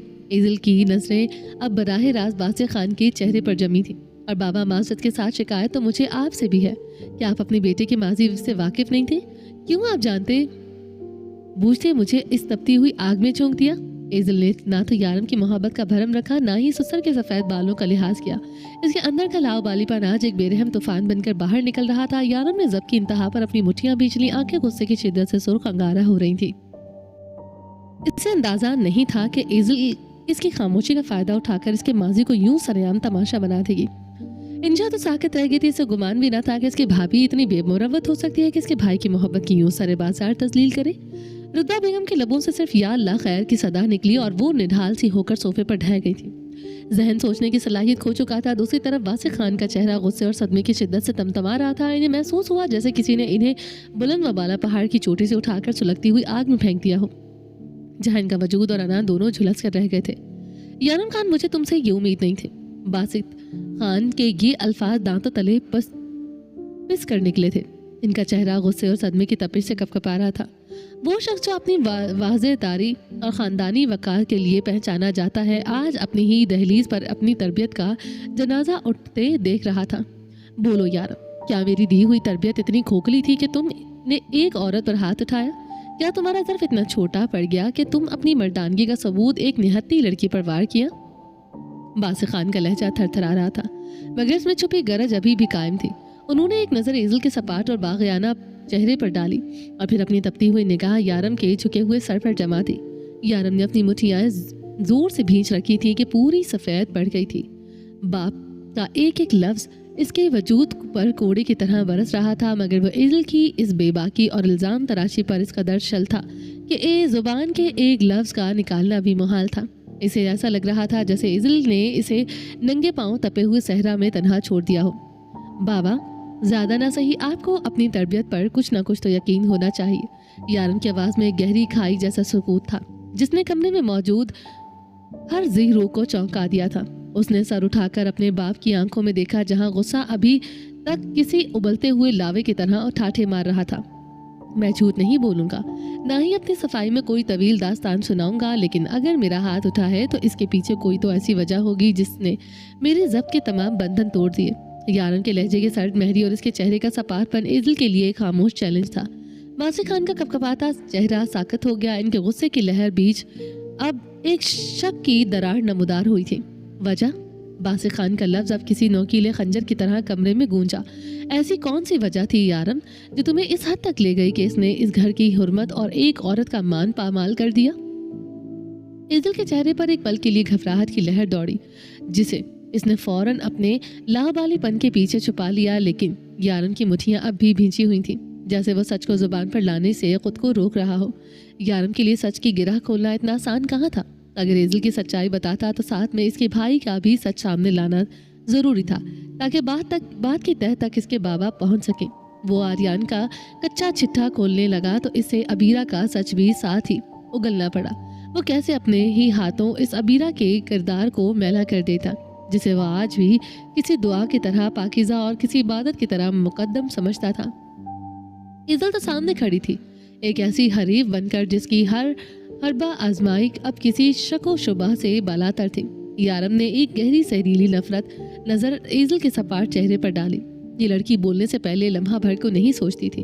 اس کے نزدیک اپنی انا کی تسکین اور انتقام کی آگ ٹھنڈی کرنے سے بڑھ کر کچھ نہ تھا۔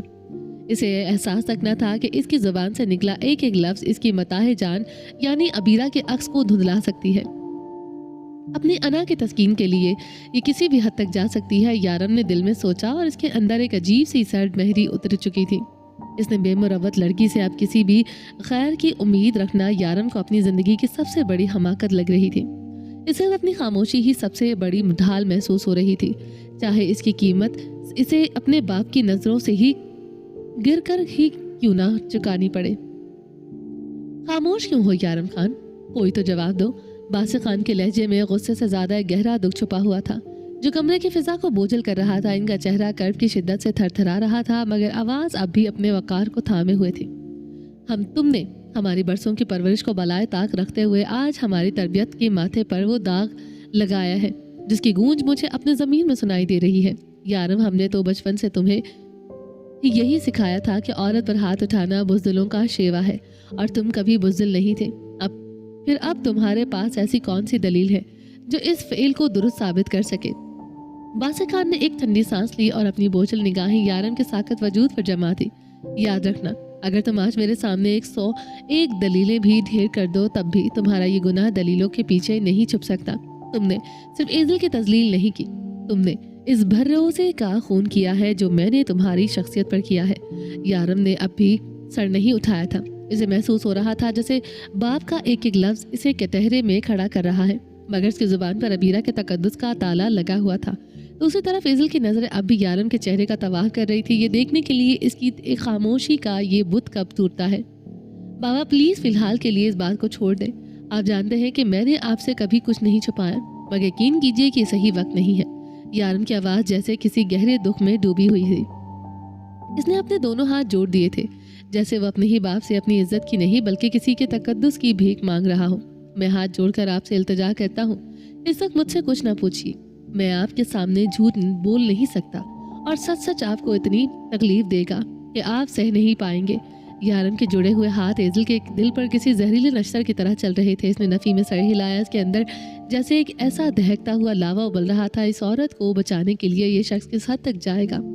ایزل نے تل ملا کر سوچا اور غصے سے اپنے دانت پیسنے لگی۔ کیا میں نہیں جانتی کہ یہ سچ صرف اس لیے زبان پر نہیں لا رہا کہ کہیں اس کے نام نہاد پاکیزہ محبت کا نام سر عام نہ آ جائے؟ یہ اپنی تذلیل کروانے کو تیار ہے، اپنے باپ کی نظروں میں گرنے کو تیار ہے، مگر اس کی شان میں رتی برابر گستاخی سے گوارا نہیں۔ کمرے میں موجود تناؤ اب اپنی انتہا کو چھو رہا تھا۔ ایک طرف یارم کی وہ خاموشی تھی جو کئی طوفان چھپائے ہوئی تھی، اور دوسری طرف ایزل کی وہ انا جو اس خاموشی کو ریزہ ریزہ کرنے پر تلی ہوئی تھی۔ باسق خان نے یارم کے چہرے پر ایک گہری اور تلاشی لینے والی نظر ڈالی، جہاں اس وقت حد سے زیادہ بے بسی رقص کر رہی تھی۔ یارم کا اس طرح ٹوٹ کر بکھرنا اور التجا کرنا باپ کے دل کو اندر تک تڑپا گیا تھا۔ وہ کیسے اپنے ہی بیٹے پر سے یقین اٹھا لیتے؟ ان کا دل کہیں نہ کہیں گواہی دے رہا تھا کہ یارم کبھی بلا وجہ اتنا بڑا قدم نہیں اٹھا سکتا۔ باسق خان کا تجربہ کار ذہن فوراً ایک ہی نقطے پر جاٹ کر ٹھہرا تھا۔ انہیں یقین ہو چلا تھا کہ یہ سب کچھ اس کے ہاتھوں اسی لڑکی کی محبت نے کروایا ہے، جس کے سحر سے انہوں نے اپنے بیٹے کو بڑی مشکلوں سے آزاد کیا تھا۔ یارم، تمہیں اس راستے پر چلنے سے سختی سے منع کیا گیا تھا، مگر اسی راہ پر دوبارہ قدم رکھ کر تم میری توہین کر رہے ہو۔ باسط خان نے اپنے دونوں ہاتھ کمر پر باندھ لیا اور اپنی ساکت نظریں یارم کے چہرے پر گاڑ دی۔ کیا میں یہ سمجھ لوں کہ میرے لفظوں کی اب تمہاری نظر میں کوئی وقت نہیں رہی؟ کمرے کا ماحول اس قدر بوجھل اور سخت تھا کہ انشا اور یارم کی ماں رتبہ بیگم کے لبوں پر خاموش دعائیں لرز رہی تھیں۔ وہ تو مسلسل ہی دل میں رب سے التجا کر رہی تھی کہ یہ کٹھن وقت کسی طرح ٹل جائے اور اس گھر کی خوشیوں کو کسی کی نظر نہ لگے۔ بابا، آپ کے منہ سے نکلے ہر لفظ کی میری زندگی میں کیا وقت ہے، یہ آپ سے بڑھ کر کوئی نہیں جانتا۔ یارم کی آواز میں دبا ہوا ضبط اب ٹوٹنے کے قریب تھا۔ اس نے ایک نظر ایزل کے ساکت چہرے کی پر ڈالی اور پھر اس کا لہجہ مزید تلخ ہو گیا۔ اگر آپ کی محبت، آپ کے فیصلوں اور آپ کے اس مان نے مجھے مجبور نہ کیا ہوتا تو یہ لڑکی میری زندگی میں بیوی کے رتبے پر کبھی نہ فائز ہوتی۔ نہ چاہتے ہوئے بھی یارم کے لبوں سے وہ زہریلا سچ نکل گیا تھا جس کے دل میں اب تک قید تھا۔ یہ وہ لفظ تھے جنہیں شاید خاموشی سے کے کفن میں رہنا چاہیے تھا، مگر اب وہ فضا میں گونج چکے تھے۔ کمرے میں ایک دم سناٹا چھا گیا تھا، مگر اس خاموشی کے پیچھے ایزل کے وجود ایک آتش فشاں دہک رہا تھا۔ ایزل کے چہرے پر ابھرنے والی سرخی اس بات کا پیش خیمہ تھی کہ وہ کسی بھی لمحے کسی تپے ہوئے پہاڑ کی مانند پھٹ سکتی ہے۔ یارم کو اندازہ تھا کہ اس کے بولے گئے الفاظ اب ایزل کی انا کو کس بری طرح جھلسا چکے ہیں۔ اگر وہ اب بولنے پر آئی تو اس کی زبان سے نکلنے والا ہر جملہ صرف اور صرف تباہی لائے گا، ایک ایسی تباہی جس کے بعد اس گھر کے رشتوں میں کچھ بھی سلامت نہیں بچنا تھا۔ مگر اب پچھتاوے کی گنجائش ہی کہاں بچی تھی۔ لفظ جب تک منہ میں رہے اپنی ملکیت ہوتے ہیں، مگر زبان سے نکلتے ہی اپنا اثر دکھانا شروع کر دیتے ہیں۔ اب تو صرف اس کڑوے رد عمل کا سامنا کرنا باقی تھا جو ایزل کی صورت میں ایک طوفان بن کر سامنے کھڑا تھا۔ اس سے پہلے کہ باسق خان یا رتبہ بیگم اس بگڑے ہوئے معاملے کو سنبھالنے کی کوشش کرتے، ایزل کا وہ اصل روپ سامنے آ چکا تھا جس کا کسی نے خواب میں بھی نہیں سوچا تھا۔ اگر اتنا ہی افسوس ہے مسٹر یارم خان مجھے اپنی بیوی بنانے پر تو اسی وقت چھوڑ دے مجھے بھی کوئی شوق نہیں ہے کہ میں آپ کے ساتھ اس زبردستی کے رشتے میں بندھی رہوں۔ ایزل کی آواز میں زہر گھلا ہوا تھا۔ آپ کو خود کو سمجھتے کیا ہیں؟ میں کوئی راہ چلتی عام سی لڑکی نہیں ہوں، ایزل خان ہوں میں۔ مجھے بے سہارا اور مجبور سمجھنے کی غلطی دوبارہ مت کیجیے گا۔ اگر یہ شادی آپ نے صرف اپنے باپ کے کہنے پر کی ہے تو بھاڑ میں جائے ایسی شادی۔ مجھے اس بندھن میں ایک پل نہیں رہنا۔ وہ افسوس تو مجھے باسط خان صاحب پر ہے جن کی وجہ سے میری زندگی برباد۔ شٹ اپ، خاموش ہو جاؤ۔ یارم کی گرج نے اسے وہیں روک دیا تھا۔ میرے بابا کے بارے میں ایک لفظ بھی تمہاری زبان سے نکلا تو میں سب کچھ بھول جاؤں گا۔ الفاظ سوچ سمجھ کر بولو، ان کے ساتھ بدتمیزی کسی صورت برداشت نہیں کروں گا۔ یارم نے ایک نظر اپنے بابا کے ساکت چہرے پر ڈالی جو اس وقت صدمے سے ایزل کو دیکھ رہے تھے۔ انہیں یقین نہیں آ رہا تھا کہ یہ وہی لڑکی تھی جسے وہ اتنے مان سے اپنے گھر لائے تھے۔ آج ان کا اپنا انتخاب ہی ان کے وقار کی دھجیاں اڑا رہا تھا۔ کیوں خاموش رہوں میں؟ کیوں چپ رہوں؟ ایزل اب آپے سے باہر ہو چکی تھی۔ ساری غلطی تو انہی کی ہے۔ جب انہیں پتا تھا کہ ان کے بیٹے کا دل کہیں اور اٹکا ہوا ہے تو کیوں میری زندگی برباد کی؟ اسی گھٹیا لڑکی کو لاتے نا اپنی بہو بنا کر۔ ایزل اپنی حد میں رہو، خبردار جو ابیرہ کے بارے میں ایک لفظ بھی برا کہا تو۔ یارم نے دانت پیستے ہوئے لہجہ سخت کیا تھا۔ اس غصے میں بھی وہ اپنے تہذیب کے دائرے سے باہر نہیں نکلا تھا۔ اوہ، تو سچ اتنا کڑوا لگا؟ ایزل نے ایک طنزیہ ہنسی ہنستے ہوئے سر کو جھٹکا۔ میں اس کے بارے میں کچھ کہوں گی تو آپ کو آگ لگے گی، اور آخر آپ کی سگی پھپھو کی بیٹی جو ہے، او مائی گاڈ، تو یہ پورا خاندان اس چال میں شامل ہے۔ ایزل کی نظریں ہاسپٹل کے کمرے میں کھڑے سب پر ٹھہریں گی۔ ایزل اپنی بچی کچی عزت خود اپنے ہاتھوں سے ختم کر رہی تھی۔ یارم کے گھر والے سے اب تک ایک شوخ چنچل مگر معصوم لڑکی سمجھتے رہے، مگر آج اس کی تلخ باتوں نے سب کے وہم و گمان توڑ دیے تھے۔ یارم کی مٹھیاں غصے کی شدت سے بھیجی ہوئی تھی۔ اسے ہمیشہ لگتا تھا کہ ایزل صرف جذباتی ہے، مگر ایزل اپنی بچی کچی عزت خود اپنے ہاتھوں سے ختم کر رہی تھی۔ یارم کے گھر والے اسے اب تک ایک شوخ چنچل مگر معصوم لڑکی سمجھتے رہے تھے، مگر آج اس تلخ باتوں نے سب کے وہم و گمان توڑ دیے تھے۔ یارم کی مٹھیاں غصے کی شدت سے بھیجی ہوئی تھی۔ اسے ہمیشہ لگتا تھا کہ ایزل صرف جذباتی ہے، مگر آج اسے احساس ہوا کہ وہ انتہا درجے کی بدتمیز بھی ہے۔ لاؤبالی پن کے پیچھے چھپی یہ بدلحاظی آج اس کے بابا کے برسوں کے مان کو خاک میں ملا رہی تھی۔ سمجھداری کے لیے جس ٹھہراؤ کی ضرورت ہوتی ہے، ایزل کی طبیعت میں اس وقت بالکل خالی تھی۔ باسق خان کی حیران نظریں ایزل پر ٹھہری ہوئی تھیں۔ ایزل کیا دیکھ رہے ہیں بابا؟ ایسے کیا دیکھ رہے ہیں بابا؟ ایزل نے گہرا سانس لیا اور اپنے لہجے کی تلخی کو ایک نیا رخ دیتے ہوئے تصحیح کی۔ نہیں انکل، لفظ نہیں۔ انکل کمرے میں کسی دھماکے کی طرح گونجا تھا۔ باسط خان جنہوں نے اسے اپنی سگی بیٹیوں کی طرح چاہا تھا، اسے ایک لفظ کی ضرب سے جیسے اندر تک لرز کر رہ گئے تھے۔ ان کی آنکھوں میں چھپی حیرت اب ایک گہرے دکھ میں بدل رہی تھی۔ ایزل نے اپنی تھوڑی مزید اکڑائی اور باسط خان کی ساکت نظروں کا جواب ایک بار پھر سے اسی بے باکی سے دیا تھا۔ ایسے بے یقینی سے مت دیکھیں۔ جانتی ہوں میرا انکل کہنا آپ کو اچھا نہیں لگا، مگر سچ تو یہ ہے کہ رشتہ بدلنے میں دیر ہی کتنی لگتی ہے۔ جب دل میں جگہ نہ رہے تو القابات بھی بوجھ بن جاتے ہیں۔ وہ ایک لمحے کو رکی اور اپنی نظریں باسط خان کے چہرے پر جما دی۔ آپ کو اپنی پسند پر بڑا ناز تھا نا، تو دیکھ لیجیے اپنا یہ شاہکار انتخاب۔ جس لڑکی کو آپ اس گھر کی عزت بنا کر لائے تھے وہ یارم خان کے لیے کبھی بیوی بھی بن نہیں سکی، بلکہ ان کے گلے کا توق بن گئی۔ جس رشتے کو آپ محبت سمجھ رہے تھے وہ محض ایک بوجھ تھا جو یارم خانہ آپ کی خاطر ڈھونڈ رہے تھے۔ آج آپ کا وہ سارا بھرم خاک میں مل گیا ہے جس کا آپ دوسروں کو درس دیا کرتے تھے۔ رتبہ بیگم نے تڑپ کر ایزل کی طرف دیکھا۔ اس کے شوہر کی توہین کر رہی تھی۔ رتبہ بات برداشت نہیں کر پا رہی تھی۔ ایزل یہ کیا کر رہی ہو؟ ہوش کے ناخن تو لو لڑکی، یہ تمہارے سسر ہیں۔ سسر؟ ایزل نے ایک سرد و سپاٹ ہنسی ہنستے ہوئے کندھے اچکائے تھے۔ ससुराली रिश्ता तो एहतराम से कायम होता है आंटी जी। यहाँ तो हर कदम पर धोखा है और मुनाफकत है। जहाँ शौहर का दिल किसी और की यादों के मज़ार पर दिए जलाता हो, वहाँ ये ख़ानदानी वक़ार की बातें मुझ पर असर नहीं करती। यारम का ज़ब्त अब जवाब दे रहा था। इसके चेहरे की रगें तन गई थी और आंखों में खून उतर आया था। वो एजल की इस हद से बढ़ी हुई जसारत पर इसे खामोश करवाने के लिए अपनी जगह से उठकर बैठ गया था। बासिक खान के उठते हुए हाथ ने इसे वहीं रोक दिया था।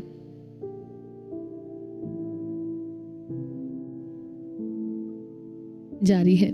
सन्नाटा जितना तवील हो, धमाका इतना ही जोरदार होता है। यारम और एजल की दास्तान अब इस मकाम पर है जहाँ पीछे मुड़ने का रास्ता खत्म हो चुका है। सलीबी सुकूत का अगला पड़ाव बहुत जल्द। लाइक और कमेंट करना न भूलिएगा, अगली किताब तक जल्द पहुँचाई जा सके।